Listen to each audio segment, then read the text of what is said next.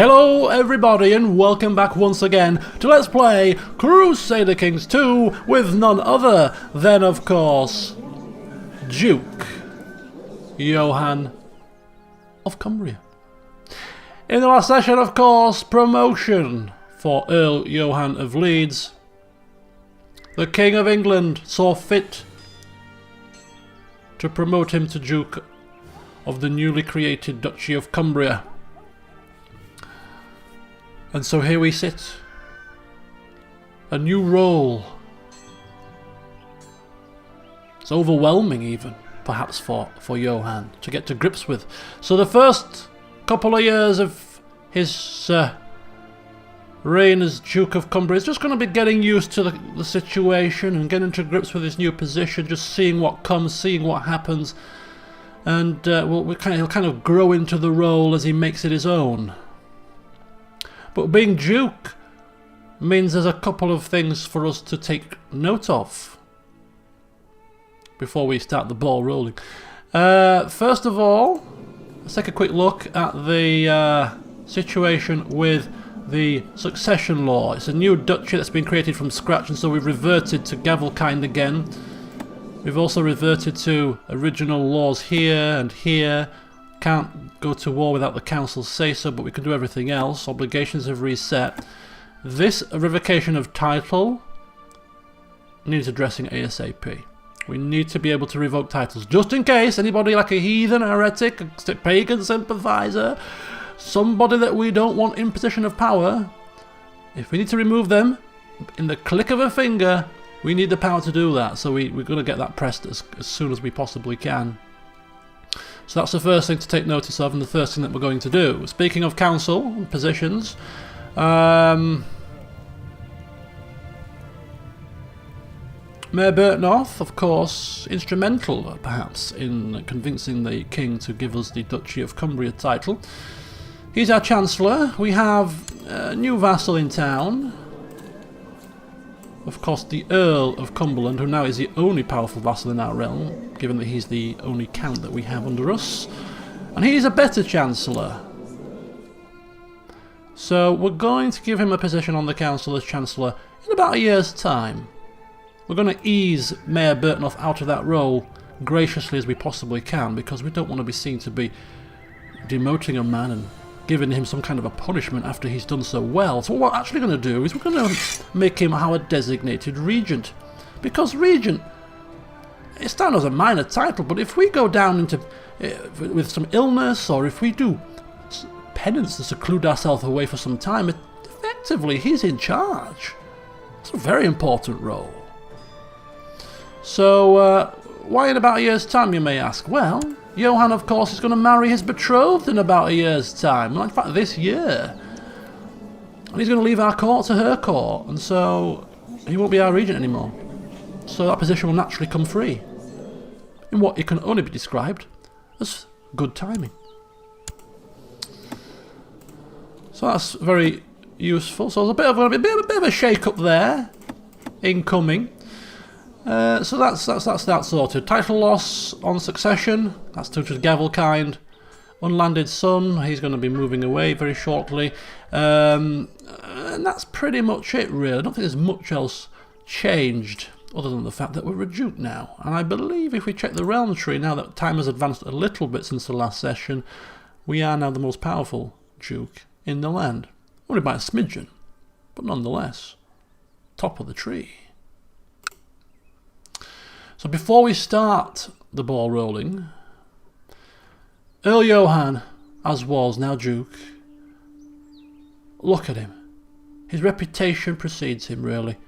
An honest man, a just man, a man that has a zealousness about him, some may say an over-eagerness at times to get rid of mystics and pagan sympathisers who haven't proven to do anything too bad, but he's a man that can't take any risks. Once a pagan, always a pagan. Mystics practicing borderline activities can always turn to the dark side in but a blink of an eye. And the damage they can do is sometimes hard to eradicate. And so cutting that cancer out before it has time to spread is always the preferential option. He's a poet, a pilgrim. He's declared himself celibate. As the most scholarly and learned man in the entire world. He's written poems and written scriptures. He's taught the king's own brother how to be a better man, a better ruler, and how to adhere to the ways of the Catholics.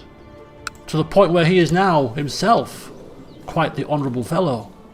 And all of this hasn't gone unnoticed. He's had a man excommunicated like it's some random Joe Blogs.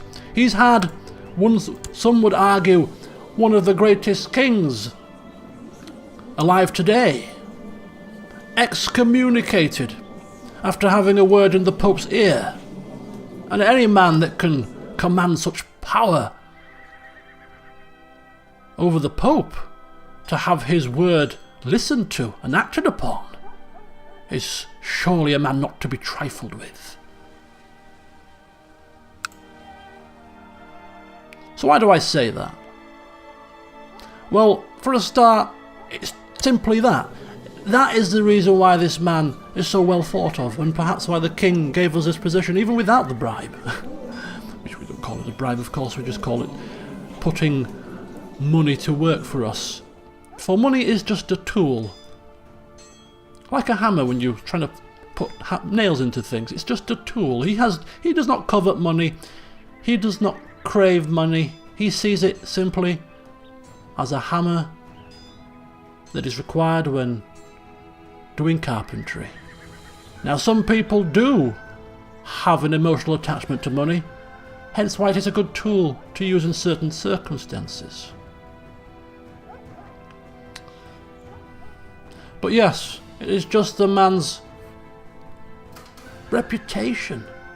Anybody who comes into contact with him can't help but be awed by this man's knowledge. There's an aura about him whenever he walks into a room. And I bring all this up because this man has never pushed a child off a parapet. He's never poisoned anybody's wine. But yet he finds himself rising to the top of his society, promoted from Earl to Duke because of who he is and what he's done for Catholicism so far. And I find that quite amazing. All these times I've never played religious characters. Maybe I've missed a trick all these years. But I say this because it's election time, people. Every time a new duke rises to power, the king decides to allow his dukes to recast their votes as to who shall be the next ruler upon his death, because we're elective, of course. And we have a new duke in town. And for 14 years, this man has gone unchallenged, essentially, as the heir to the Kingdom of England. Apart from this little, bless her heart, our daughter-in-law, she always has voted for somebody else. But apart from her, everybody else, Duke-wise, that has a vote, has voted for this man. As far as we could see. But there's a new Duke in town who,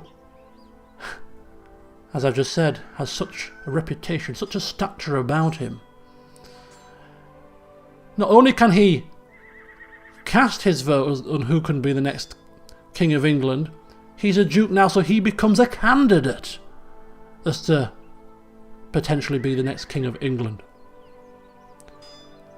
And this man has been teaching this man the ways of how to rule as a good Catholic ruler. And the question has to be asked, why would somebody put on the throne the student if the opportunity to put the teacher on there is now in play? Well, we'll soon find out. As we start the ball rolling, the elections are taking place. Mayor Burtnoff is still in Middlesex and has been tasked with sending forth the results of the election when they are in. So we've acquired a title, which means we can now pick another ambition, which build a war chest, become a councillor. Oh, we're going to be appointed to a council position. Already, goodness me. Right, okay, let's become a councillor then. Seeing as we're going to become a councillor very shortly. Oh, and it's not paused. Right. To the learned pilgrim Johann, peace be with you. I would like to give you a seat on my council and therefore offer you the title of Chancellor of England. Well, your grace, I get my titles muddled. It would do us a great honour to be on your council. And now I need to pick another ambition, apparently. Build a war chest, create a treasury, I suppose.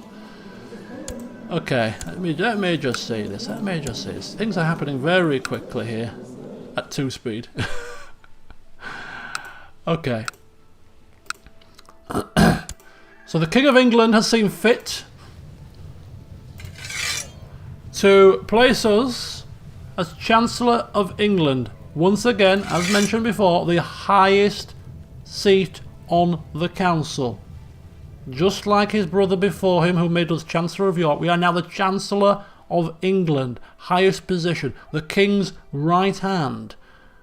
The prime position to influence him, should we need to. Again, another sign of just how highly he is thought of. And we'll get to the 1st of April and then we shall see what's happening with the old election for the next ruler, shall we?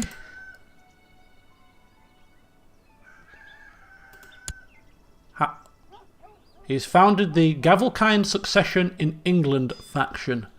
Oh dear. Is this indicative? Is this indicative of the actual result of the election? Okay, so as Duke, Johann is sat in his study, warm crackling fire, just perhaps rocking on his chair, once again pondering over whatever it is he ponders about many a day. He just likes to sit and think and read, that's his hobby. Hunting, not too fussed. Archery, nah, not bothered. Eating, feast, nah, not bothered about that. He just wants to sit there and read. Maybe have a good old conversation with his wife, because she's very good for a conversation or two. In fact, they like each other quite a bit. There's a mutual respect there. She's a companion rather than a full-blown wife per se. But they get on like a house on fire. Debating things, discussing religion. Absolutely both love it, both zealous. So whilst they're probably chewing the fat about something or other, pondering the meaning of life, rocking away in his chair, fireside crackling, a letter comes, a piece of parchment affixed with the seal of the Mayor Bertnoth of Doncaster. And Johann knows what this is. It's the election results.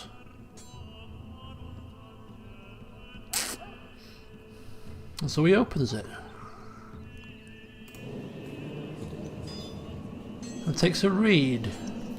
Just how have the dukes and even the king of the land voted?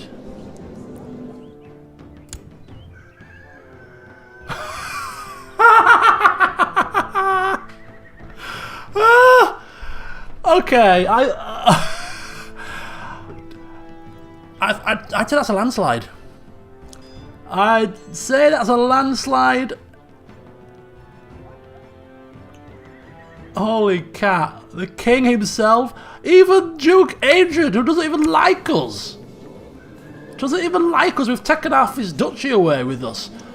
Even he has voted for us to be the next king.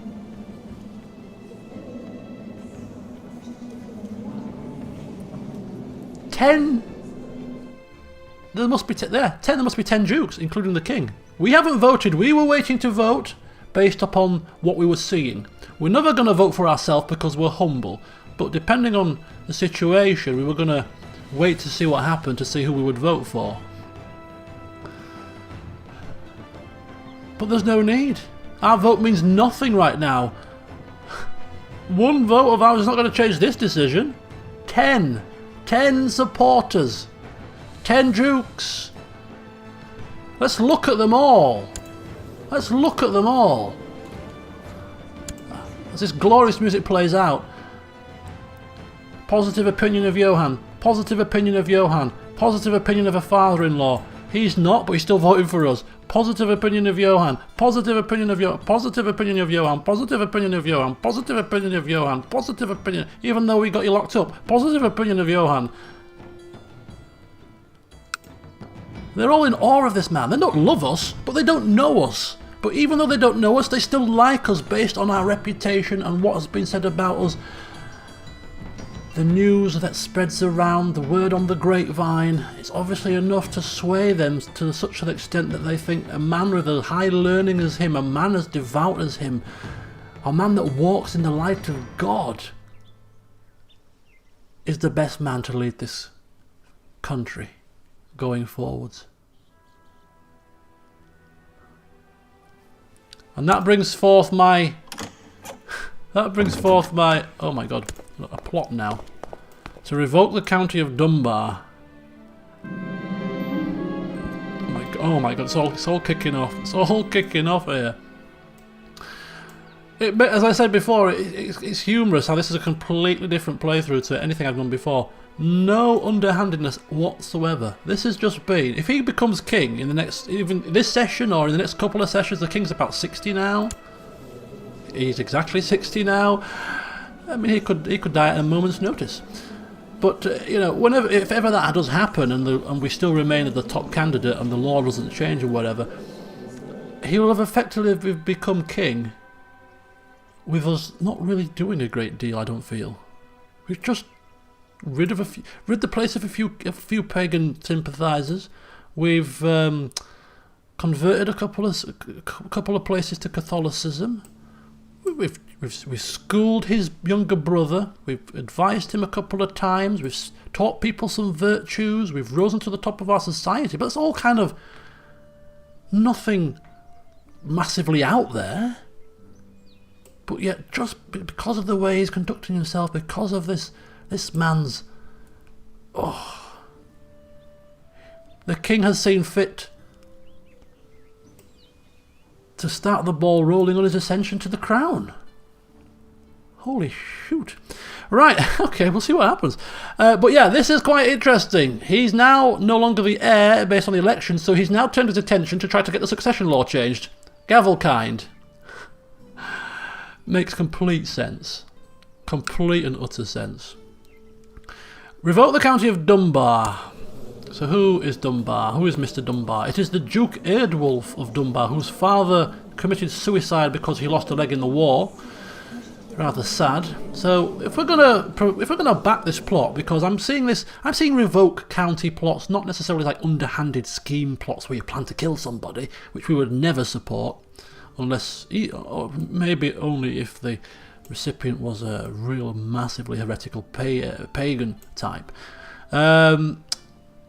I'm seeing it more as a kind of, well, are you going to support me if I revoke his title? He's going to possibly raise his arms and banners against the country. Would I have your support to assist in that war effort if it came to it? That kind of support, rather than it being a nasty, dirty, scheming plot kind of situation. So whether or not we're going to support it depends on what kind of person this man is. Because if he's a holy, zealous man, then no, we would not support it. We would have to go to the king and say, by the way, Mr. Kingman, your grace of all the formalities, you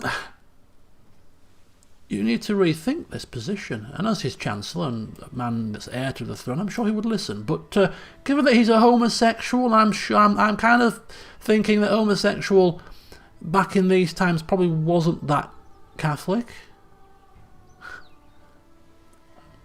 So that's a bad start.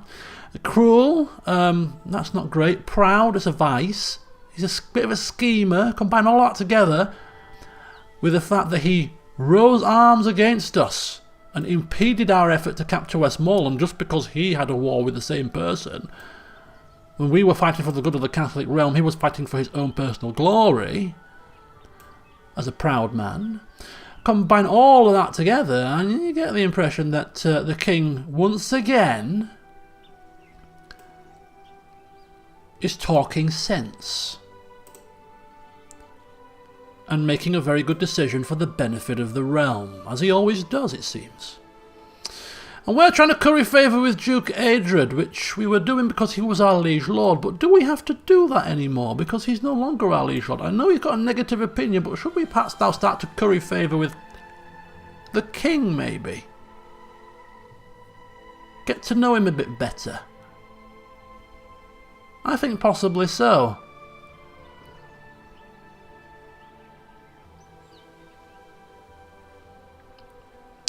So we're going to meet for deep discussions, mainly because I don't want to have my legs or arms or anything chopped off in a hunt, given our precarious position. So we're going to meet where the worst that's going to happen is a paper cut or something. But in our deep discussions, we're going to try to convince him as to why we have been chosen, and not to take it as a personal slight, and to remember what we've taught him about the fact that God is working these machinations, and if this is what's happening, roll with it. You may have another purpose in life. In the meantime, Duke Withred of Wessex would like to invite us for a small gathering of friends. Is that so? He's a cynical man, although he is a mastermind theologian, so he's kind of torn. Perfect opportunity to perhaps have a word in his ear about his activities. Yes, of course I will come. And so it starts. People will be clambering over themselves to invite us to their little soirees now, won't they? Come to our party, Johann, come to our party. We want to pick your brains about something, you clever man, you, and future king. Not that we're trying to butter you up, of course. Okay. So the conversation's going well. After this conversation, we're going to go to the party. We can't do two things at once, of course, as diligent as we are.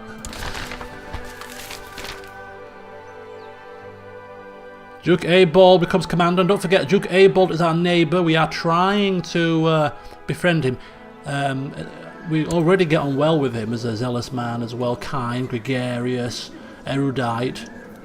Kind of got that sort of mutual trust there. We may quite tempted to sway him just to build a natural friendship up with him, because I think he's quite a cool character, and specifically because he's on our border as well. The Quamation faith triumphant. The adherents of the Shia faith have steadily dwindled to the point where Quamation believers are in the majority. This new state of affairs has reduced the Shia faith to a de facto heresy. All former Shia holy orders are now Quamation. Of course, it does not concern us what they do with themselves. They're all heretics to us. And Duke Conan has been imprisoned again. And Duke Adred has become master of the hunt. I think his brother's trying to smooth things over. You no longer heir, but what I'll do is I'll make you master of the hunt. How does that sound? Flipping, spiffing, marvellous, thank you.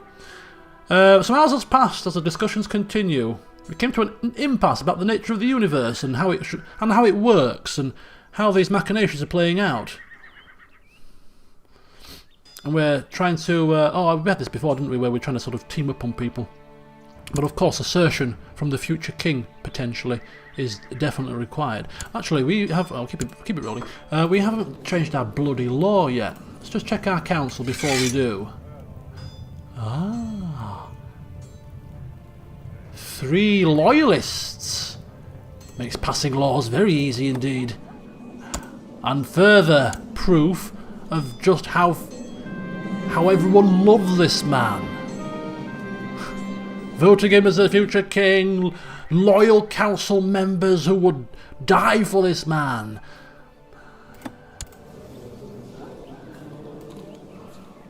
Don't die on me now, Johann, please. Just don't die on me.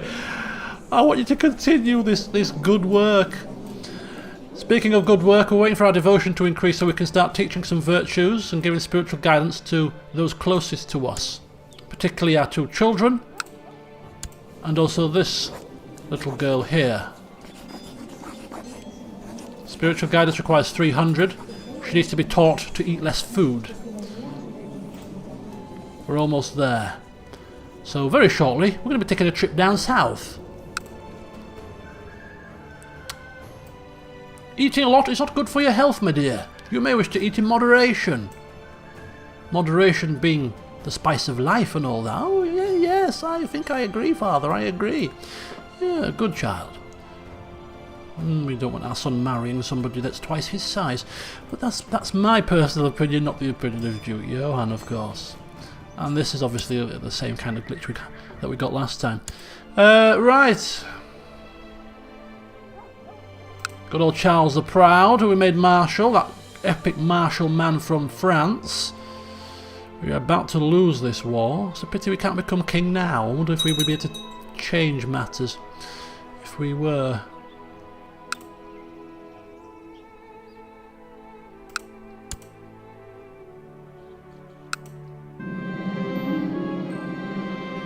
Seeks to revoke the county of Dunbar. This looks like it's happening right now. In fact, can we check out plots and schemes and factions? Nobody is joining his faction. But he does have more strength than the king, mainly because the king's army is obliterated after the war with France. It won't succeed though, because we'd raise up against it personally as an insult. This is a quest for personal gain. It is quite obvious and plain to see, and that cannot be allowed to happen.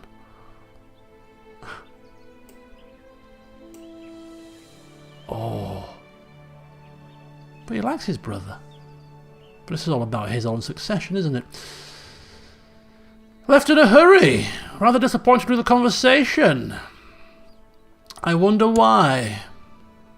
Seems like things are changing between him and I.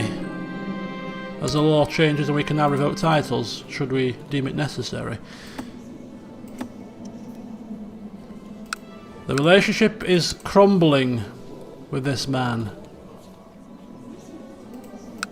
That concerns us. So who do we wish to... We're gonna stop favouring... Trying to get favour with him now.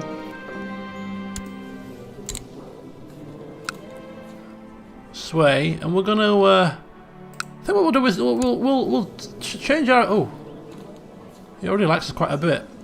You know what? Let's try this man. We like this guy. So we've finished now speaking with Duke Adred. We head due south. We're a busy little bee. Due south to Duke Withred's joint, where we partake in festivities. And when there is a quiet moment, as is always the case with people that need words of advice, we shall take this man aside and just give him the pearls of our wisdom.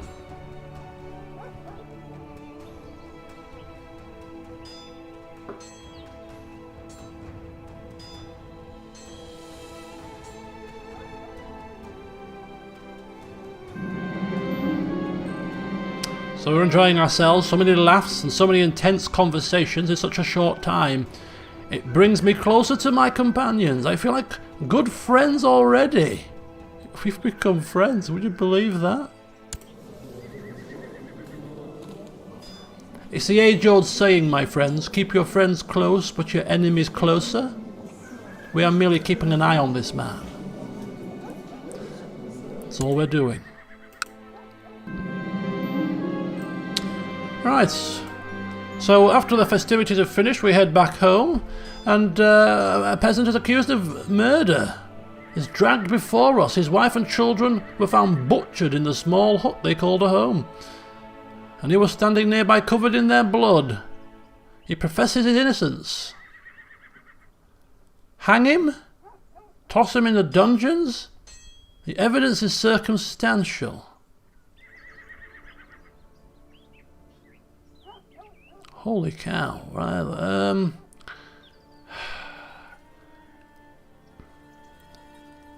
we're going to put him in the dungeons while we gather more evidence. That's exactly what we're going to do. We'll get to him when we're a little bit... Ooh, hang on a second, unmarried heir, betrothed can marry. Let's see how she's grown up. She's grown up to become not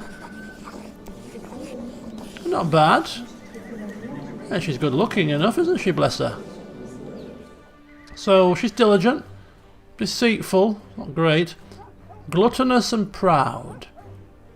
Gluttonous is the main issue to start with. So yes, shall they marry? Of course they shall marry. And whilst we're at the wedding, just like the feast, Johann always takes these social gatherings as a time to enjoy the company and enjoy the festivities. But always, always, always, there's an ulterior motive of a good nature. Because whilst we're at the wedding festivities... Is he gone? Holy cow, what's now? Well, we are charitable. Let them in. He's gone, yeah, look at that. So, yeah, whilst we're getting ahead of ourselves here. So, whilst we're at the wedding, and our son is now gone. Whilst we're at the wedding, taking the opportunity to pull her aside and tell her about her ways. Loses glutton, also loses proud. Let's have a look. What's she going to lose? Let's have a look at it. She loses proud. Damn, she's still gluttonous. Right, fine. We'll have to keep working on that one.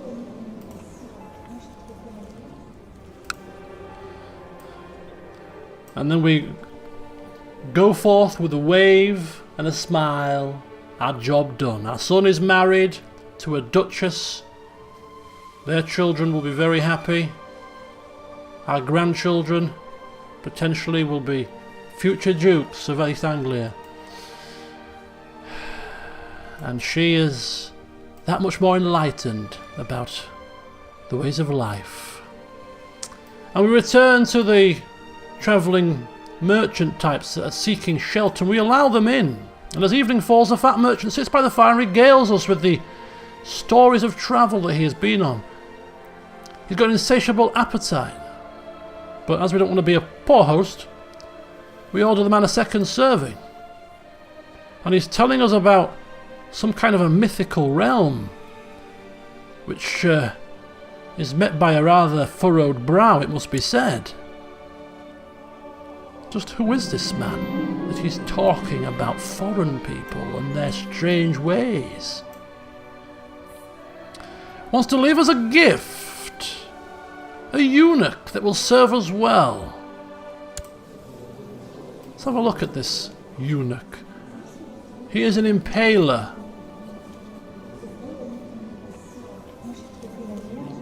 Diligent, temperate, humble and deceitful. Athanasios. He's Greek. Catholic Greek, that's fine. The impaler situation is an issue. Torturing in the dungeons?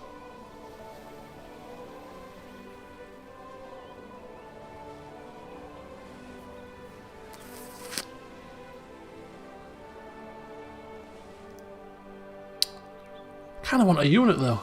Kind of want my own eunuch.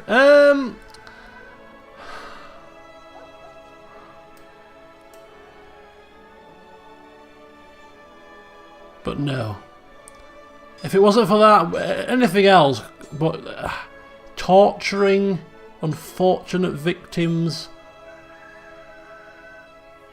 I mean, if there's nobody in the dungeons to torture, or if we have somebody keep an eye on him, but it's just too much hassle. No, I'm sorry. I'm sorry. And he's vanished without a trace. Thank you, but no thank you. We don't want to appear rude, but we have no cause for eunuchs at the moment. Thank you very much. Anyway, speaking of these kind of things, it just jogged my memory. Oh, we have a... I was going to say, we need a court physician. No, we don't. We have a court physician. It's Bishop Uthred. But we don't have a regent. Because now is the time, my friends, to do that little bit of jiggery-pokery I told you about. So appoint a new Chancellor, Dan the Cruel. Oh hell. It's all going to rack and ruin. How many men does the king have to wage this war? Perhaps that's why he wanted us on his side, because he realises that without our help he might not be able to push this claim. We're going to have to just keep an eye on the situation very closely. But now he's got a highly positive opinion of us, and just going to see if we can have him smooth things over with him. Putting him to the test. If you can bring this man around, then you truly are worth your weight in gold, as the saying goes, although we're not beholden to such things. Right, and instead we're going to put him as regent instead. So there's a slight change, but it needs to be done, you do understand.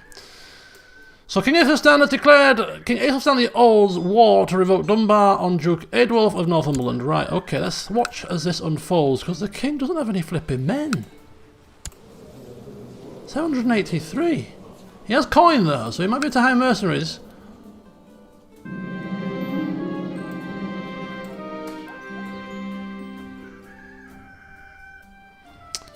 And we have decided to go back to the monastery again. Perhaps going for some enlightenment to see what we should do about the situation here.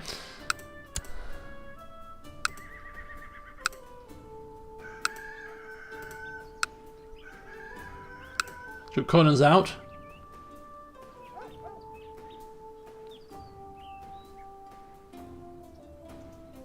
She's designated regent for England? The very same that you don't like very much?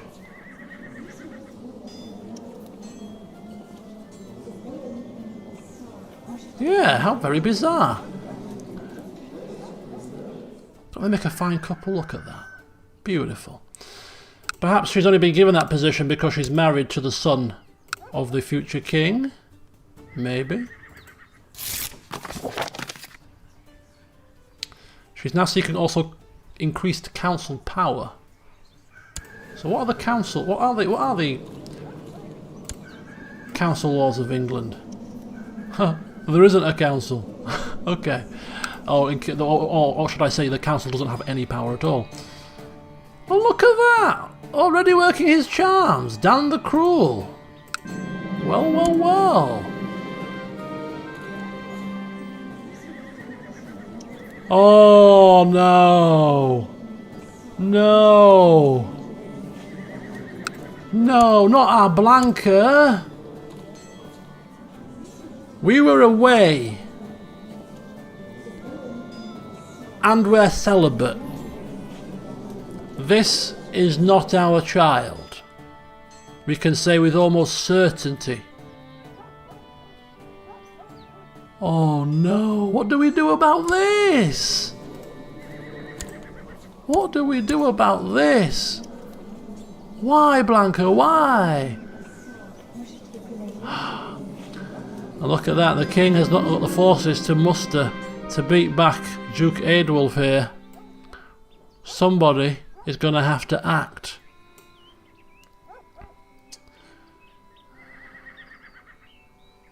So we are now trying to befriend Giacomo. He's an erudite man, he's a bookish man. He's also a monk, so he would probably do better off discussing the Bible, giving our high learning. So we'll pander to what he likes best. We are an excellent reader of people.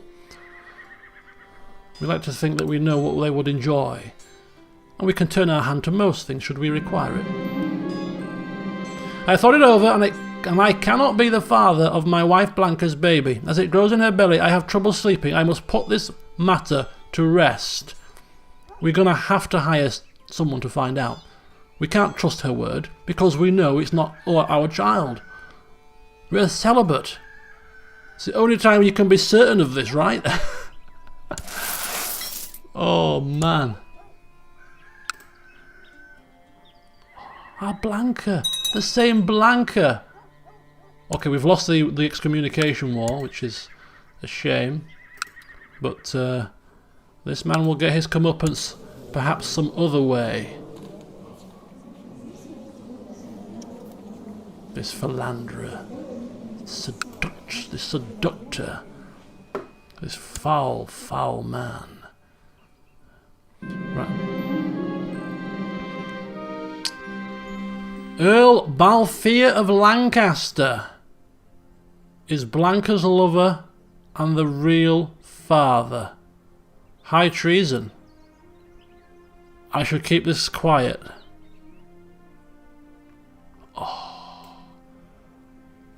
Oh, Blanca, why? Why, Blanca, have you done this? You were the Blanca that turned us away from drunkenness. The highly intelligent Blanca, the zealous Blanca who we've been getting on so well. Perhaps she was getting well, I mean, we sit here, we can say, really, can we blame her? He's celibate, for God's sake. She's got desires, and if he's not going to provide, then somebody else must. And who are we to stop her?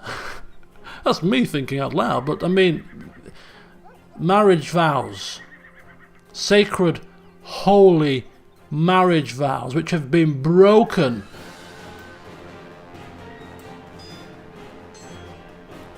We cannot allow it to go on. And this Earl of Lancaster, the seducer,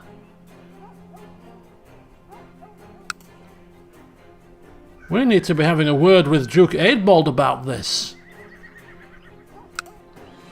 High treason! The unfaithful. Righteous imprisonment. Oh man. It pains me. It really does pain me. But it has to happen. She needs time to contemplate what she's done, and we need time to contemplate what on earth we're going to do with her.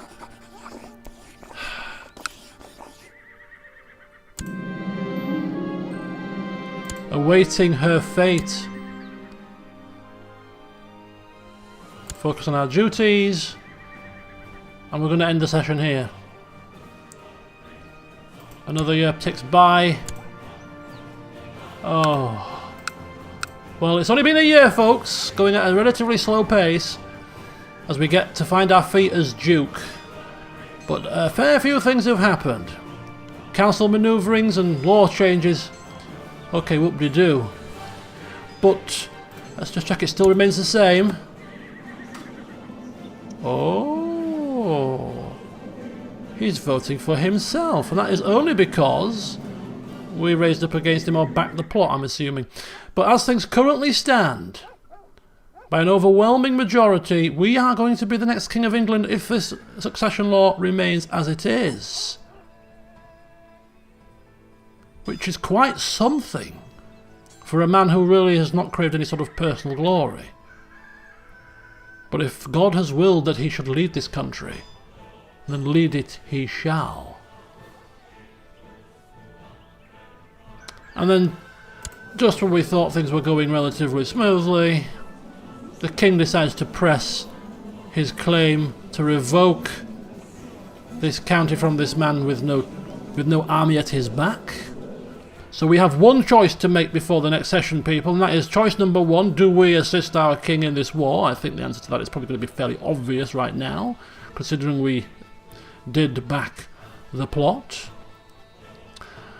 But the more important decision, I feel, is what on earth do we do with our pregnant, adulterous wife?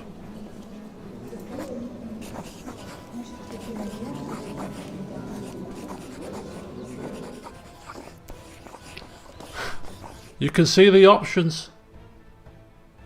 Let me know your thoughts. Do we forgive her? Forgiveness is a Christian thing, right? Forgiveness is a thing. Would we? As a zealous man? Or would we continue in the same vein to be over-eager and live out truly our zealousness and punish her to the highest degree for her sins? She is with child. Goodness me. to find out what I'm gonna do, what Duke Johann's gonna do. He will take your comments on board, of course, as the little birds on his shoulder. But he will make his choice at the start of the next session. So join me for that. Will we kill her off? Will we forgive her? Will we leave her to languish? What will we do? And will we join this war? We're only just started as Duke, and things are already getting juicy. Until next time, see you soon.